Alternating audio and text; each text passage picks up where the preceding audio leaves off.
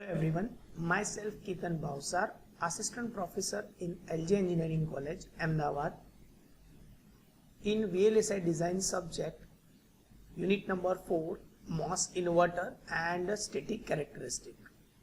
So now today's topic is introduction about MOSFET inverter or MOS inverter. So before starting the chapter number 4, make sure that you should know chapter number 3 very well about the MOSFET. Because all the mathematical calculation in terms of the drain current, channel length, channel modulation technique, channel width, threshold voltages, MOSFET capacitance, and also about scaling factor, it play a main role in chapter number 4. So make sure that if you don't know chapter number 3 very well, then definitely you can not work very well on chapter number 4. So chapter number 4, it's basically the base of chapter number 3. So before starting the introduction about the MOSFET inverter, I just give you a basic introduction about chapter number 3, that we learn about the MOSFET and MOSFET structure in chapter number 3 starting. After studying the MOSFET structure, we also study the different types of MOSFET characteristics. Also we study the different types of MOSFET about like what exactly the threshold voltage is, current and voltage calculations, like as external voltage is. Now what exactly the external voltage, we study the different types of effect like accumulation, depletion and surface inversion. In terms of cutoff, linear and saturation region, we study the drain current equations, and also we study what exactly the effect produced on the surface when we apply the external voltages in terms of VGS, and if VGS is greater than VTO. Also it is greater than a specific VGS value. If it is less than VTO, then what exactly the channel effect will be produced inside the MOSFET that we study in this particular chapter. So it play a main role as external voltages when we applied on MOSFET. Then threshold voltage calculation in terms of basically we considering the gate, drain and source terminal. But as I already told you, there are the main 4 terminals that we have, but ideally we considering the B is equal to 0, means substrate is equal to 0. So we considering the 4 parameter, gate, drain, source and body. So ideally we are considering the VB is equal to 0, or basically the B is equal to 0, but also VSB does not is equal to 0 for specific region. So basically the gamma coefficient produced in terms of the threshold voltage, so gamma is equal to under root of 2q and epsilon s into mod of minus 2 phi f and plus VSB if VSB does not is equal to 0. So we calculate the threshold voltages. After that MOSFET characteristics, and for that we study the cutoff, linear and saturation region, and also we identify the drain current equation ID for specific linear region. As I already told you, mu n cox by 2 into VGS minus VTO into VDS minus V square ds. Similarly for the saturation region, we have mu n cox by 2 W by L 2 into VGS minus VTO whole square. So we already proved the MOSFET capacitance for the same calculation in terms of MOSFET characteristics as a cutoff, linear and saturation region. Then channel length modulation in terms of the lambda coefficient. As you already told you that in channel length modulation, if you increase more and more VDS, then channel will start decreasing and it will leave the point from the drain region, and the capacitance, or we can say that the channel variation high on the source terminal. So because of the leaving drain terminal, the actual channel length in linear mode is y is equal to 0 to y is equal to L, but because of the pinch off point now it's become L dash, so total displacement is delta L, so delta is equal to L minus L dash. So we have to prove the lambda coefficient for the channel length modulation for this specific equation, and also about the MOSFET scaling. Now as per the Moore's law, if you increasing more and more number of transistor, then performance of the chip increase, as I already told you in chapter number 1. But for that we have to work on the scaling factor, that how you reduce the minimum number of transistors in terms of the depth, length, width, voltage coefficient to convert in low power applications. And for that we study the different types of MOSFET scaling factor. There are the 2 types of scaling that we have. We have basically in terms of constant field scaling and also constant voltage scaling. And after that we move on a MOSFET capacitance, and for that capacitance we have 2 types of capacitance that I already told you, junction capacitance and oxide related capacitance.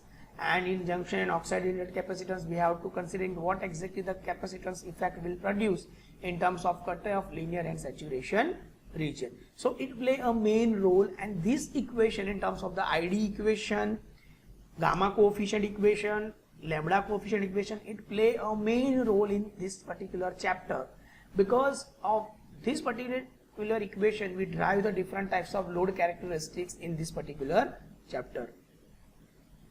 So now we start with this particular chapter in terms of the introduction point of view.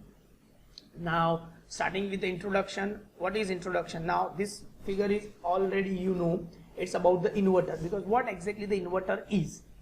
In digital electronics, the inverter is basically allow a 1 from 0 to 1, means you have to invert the value from 1 to 0 to 1 in terms of digital point of view, or in terms of the analog point of view we have to convert from 5 volt to 0 or 0 volt to 5. So we use a inverter circuit. Now basically all know the inverter, what exactly the inverter is, but what exactly is the circuit inside the inverter? So it is designed with help of the MOSFET, as I already told you.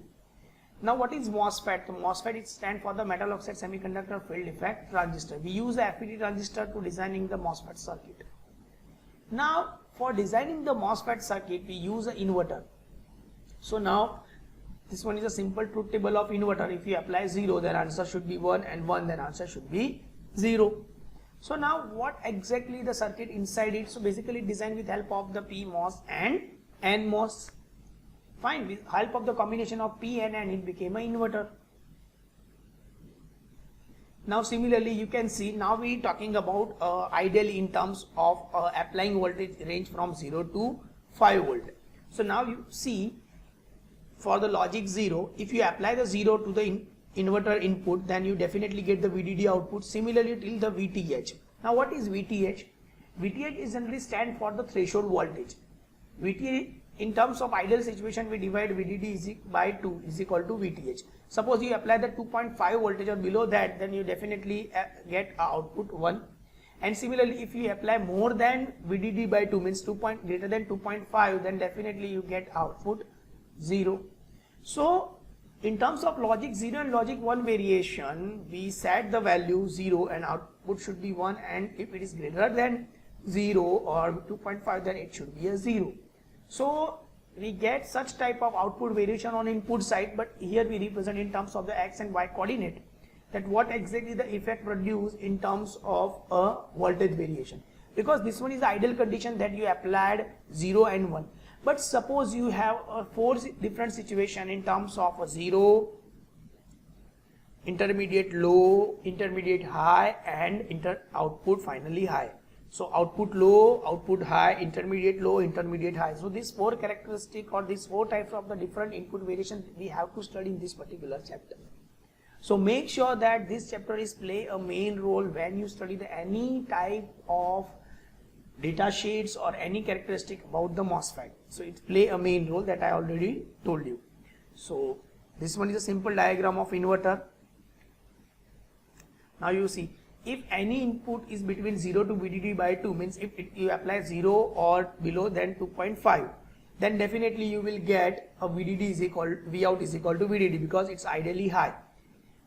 But similarly, if you increase more than VDD by 2 to 5 volt, then definitely your Vout is equal to 0.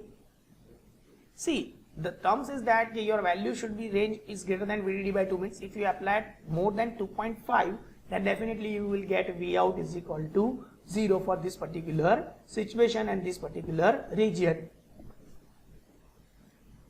Now for the N channel resistive load, suppose you have an N channel resistive load, then what exactly the effect will produce over here? You can see we are considering here, instead of the NMOS we are considering PMOS, we are considering here load. So VDD is connected with the load, here is the output Vout. Then you can see here it's an N channel or N MOSFET. Input gate terminal, its Vin is equal to VGS. Here source, drain and gate terminal, and here is the body terminal, and capacitor Cout is connected with a Vout, and Vout is equal to VDS, as I already told you. Now you can see we have connected the region like this. Now Vin is equal to VGS, that I already told you. Vout is equal to VDS, VSB is equal to 0. So load is connected between power supply VDD and the drain terminal of NMOS transistor is called a driver. So as you can see, this one is basically the VTC. It's a voltage transfer characteristic. It's play a main role when we're talking about the N channel, P channel characteristics. As you can see in terms of the normal X and Y coordinate that I already told you. For this particular diagram, we have only considering the two situations 0 and 1 and the VTH, it's VDD by 2. But if you have a variation of bits or input side like VOL, VOH, VIL, VIH and VTH, its ideal threshold voltage is VDH. Its VIL means in terms of the range from 0 to 5 volt, 0 and 2.5, 2.5 is equal to VTH and 0 is equal to VOL. But you apply 1.25, so it's considered as a VIN. Similarly, if you're considering the range from 2.5 to 5, so 3.5 we can consider it's a VIH. So what exactly the effect produced in the MOSFET side if you apply 1.25 voltages? What exactly the effect produced when you apply 3.5 voltages, that we have to study in the detail in this particular chapter. So because of that region and because of this characteristic, we identify what exactly the operating voltage of the MOSFET, what exactly the intermediate voltage of the MOSFET, and what exactly the threshold voltage of this particular MOSFET. So we can easily study in the depth in this particular chapter. So as you can see, for the logic 0, we have Vout divided by Vin is equal to -1, Vout is equal to Vin for this particular region in terms of VTH, and similarly Dout is equal to Dvin is equal to -1. It's Dout divided by Dvin is basically represent a transient characteristic, means the output effect will produce or start the variation from here. Fine, so it will start the varying. As you can see, from this particular point the value it start decreasing, and this particular point is start decreasing and near to 0, and here it's leave the point from 1 to 0. So we can study the VTC characteristic in detail in this particular chapter. So I hope you are getting the idea that which type of the VTC and different types of characteristics produced when you apply the voltages on input terminal. So in next session we study about the noise margin, that what exactly the noise margin is, what exactly the effect is produced when the noise is entered in the MOSFET or in MOSFET characteristic, and after that we start apply the different types of variation on input side. So I hope you are getting the idea about what exactly the MOSFET is and MOS inverter is. And now we study the different types of voltage variation in next session with respect to the noise margin. So thank you very much, and if you have any doubt then you can contact me. So thank you.